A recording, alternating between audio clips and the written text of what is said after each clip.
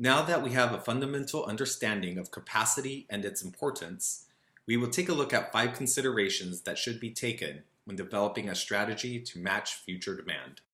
Designing flexibility into a system basically means prepare for the future today to make your life easier tomorrow. In operations speak, this means plan today to make any capacity expansion easier and less costly in the future. An example given in your textbook talks about opening a 9-hole golf operation. If you are planning to increase your customer base, then it is probably in your best interest to not limit your golf course operation to its current need, but to look beyond that. In this case, amongst other things, maybe that could mean purchasing additional land, permits, and other equipment and supplies. By taking such measures today, your capacity should be flexible enough to quickly and more easily expand your operations to meet any future growing demand. Taking the big picture approach means seeing the forest from the trees. Here, it's important to consider how each part of the system relates and affects each other. And this consideration extends beyond the confines of just your operations. Don't forget that your operation doesn't exist in a vacuum, and it is a part of an interlinked supply chain consisting of suppliers, distributors, business partners, transporters, and others. And if capacity issues affect your suppliers or other partners, it can affect everyone, including your operation as well. Finally, we need to spend some time talking about bottlenecks to operations. Bottleneck operations are operation sequences whose capacity is lower than that of other operations. Let's see what we mean by this. Say we have 4 machines that can run at capacity of 10 units an hour, and their output goes into a final machine that runs at 30 units an hour. What would the operational capacity of this system be? Well, 10 times 4 is 40, but the final machine bottlenecks the system because it has a smaller capacity, which means that the operational capacity of this entire system is 30 units an hour. Not only that, but there is an excess of 10 unfinished units being produced every hour as well. Let's take a look at another bottleneck scenario. Here we have 3 machines. The first machine produces 20 units an hour, which is then fed into the next machine. This one takes the input and can produce up to 10 units an hour. Finally, these unfinished final products go into one last final machine. This one has a capacity of 15 units an hour. What do you think the operational capacity of this entire system would be? Out of the 3 machines, the second one has the least capacity. So that makes it the bottleneck of the system, and therefore the system can only produce up to 10 final products each hour. Now say you want to improve your system, so you decide to upgrade the second machine to one that can produce up to 20 units an hour. With this new upgrade, the system will now be able to produce 15 units an hour. However, the system's new bottleneck will now be the third machine. Next, let's talk about capacity chunks.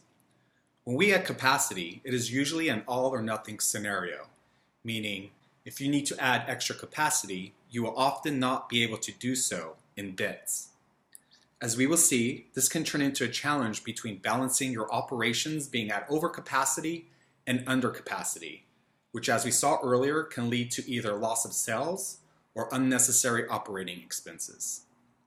For example, say your operation can produce 40 units an hour, which is perfect because you have a desired capacity of 40 to meet demand. Now say your business is booming and you need to increase your capacity to 60 units an hour. This is where the challenge lies. With the current setup, you'll be under capacity by 20 units, which means you'll be losing potential revenue. And if you decide to add another machine, you'll be over by 20 units, which will lead to unnecessary expenses or idle time. As you can see, in both cases, it is difficult to optimally achieve your desired capacity.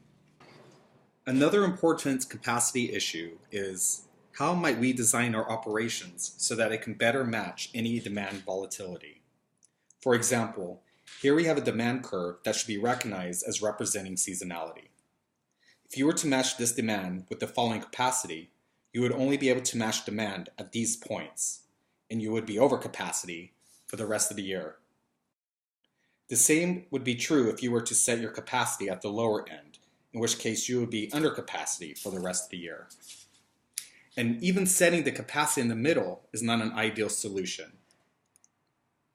Let's take a look at a couple of ways to deal with these types of predictable demand variations. One way is to use your existing operations to produce or serve something that has a complement demand, which in this case is product B. If you were to add these demand curves together, the combined demand will result in a much smoother capacity requirement. Another option would be to address the capacity needs through bringing in more employees, working overtime, or through outsourcing. And as a third, final, and very important option, when demand is low, you can build up your inventory so that when demand peaks, you have enough inventory to satisfy it in the future. Later in the semester, we will be discussing this in greater detail. Finally, it's important to identify the optimal operating level, which is to operate at the lowest cost per unit for a production. If your production rate is too high, it may lead to overtime and a stressed production system. And if your rate is too low, you will incur costs through your employees and machines sitting idle. Let's take a closer look at this. As our textbook says, a production unit has an optimal rate of output for minimum cost. In other words, the more your production unit can make, the cheaper you can make units, up until a certain point. This point is your optimal operating level, and this effect is known as economies of scale. After this optimal rate, however, you can expect to see costs to become increasingly larger, which is what is referred to as diseconomies of scale. Here, I also want to point out that this optimal operating level is a function of the size of production unit. In the next slide, I'll explain what I mean by this. Operating units can come in different sizes. In this case, we will be comparing a small, medium, and a large facility. Each one, because of their size, will have a different optimal level. And as we see in this example, as the size of the plant increases, its optimal output increases, while its average cost per unit decreases.